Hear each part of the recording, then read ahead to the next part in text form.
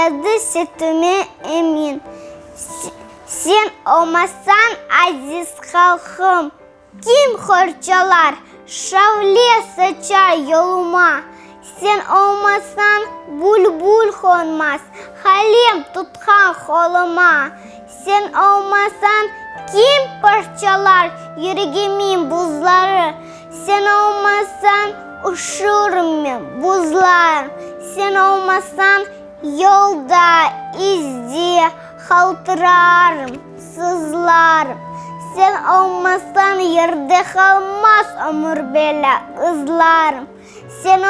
Sen olmasan kim işitir vatan degen sesini.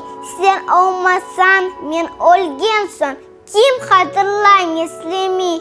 Sen olmasan ne ay doğar ne tanıtır dünyada. Sen olmasan ne vatan var, ne ana var, ne baba. Sen olmasan ne Yalta var, ne deniz var, ne ada. Sen olmasan yağramaz yerde kokyayırlarım. Sen olmasan yansın, batsın şu felaketli harım.